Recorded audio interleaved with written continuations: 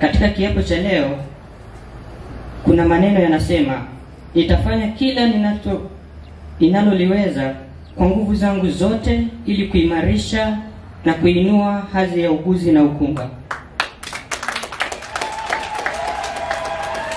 Mheshimiwa mgeni rasmi, mimi nimeamua kutumia nguvu kubwa ya kiakili kuhakikisha kwamba tunaleta mapinduzi makubwa katika sekta hii yetu ya afya. Mheshimiwa mgeni rasmi, wakati tunaenda clinical rotation, niliona vitu vingi. Na siku zote mimi nilikataa kulalamika na create solution ya matatizo. Nilipoona wauguzi wengi wanaumia migongo, lakini pia baada ya kumaliza chuo nilifanya kazi.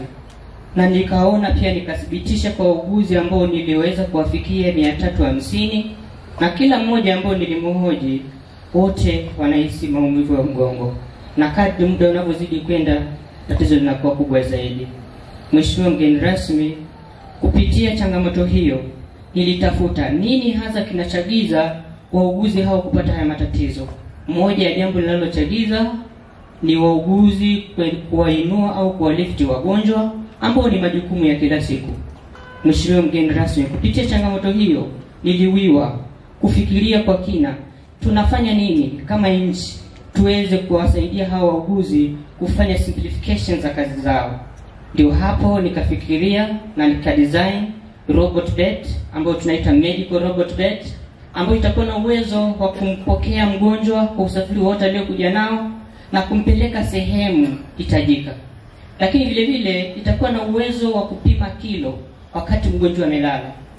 Nimewiwa kufanya hivyo kwa sababu ili daktari aweze kumwandikia mgonjwa dawa ni lazima afahamu kilo halisi za mgonjwa. Bila kufahamu, sasa hivi tunafanya kazi nzuri lakini tunafanya zaidi kwa macho by approximation, na inamata sana tukijua kilo halisi za mgonjwa. Lakini vile vile itakuwa na uwezo wa kusaidia kazi za kiuguzi, turn position, kukumbusha majukumu mengine. Kwa mfano, close monitoring. Kama mgonjwa every 2 hours inaweza kufanya kumposition mgonjwa popote utakavyo command kitanda ifanye. Mheshimiwa mgeni rasmi, haya yote naomba nithibitishe kwako inawezekana. Inawezekana kabisa.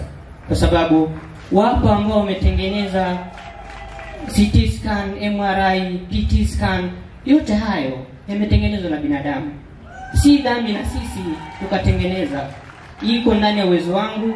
Ni wakati sahihi sisi wataalamu tukajifungia sehemu, tukasalisha vitanda ambavyo vitasaidia Watanzania. Nina imani kubwa sana. It is very possible and I can. Nina uwezo kabisa.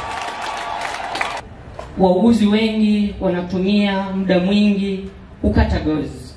Na hii ili tuweze kutoa huduma bora, nikafikiri, nikadesign na kuchora mchoro ambao ya mashine ambao itakuwa na uwezo wa kukata na kukunja. Ikishakata na kukunja itatoa communication, robot itakuja kuchukua, itapeleka sehemu husika.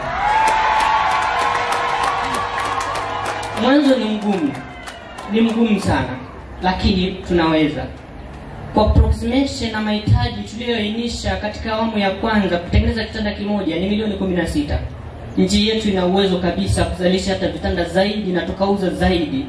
Nilitamani zaidi serikali ibebe hili kuliko mtu mmoja au taasisi binafsi, kwa sababu italeta faida kwa nchi yetu, kwa taaluma yetu. Baada ya kusema hayo, Mheshimiwa mgeni rasmi, naomba utuamini sisi vijana tuna uwezo kabisa wa kucreate vitu ambavyo itasaidia taifa letu. Kulalamika hitoshi tu, lazima tuje na solution ya matatizo ya kusaidia wenzetu kufanya simplification katika kazi zetu.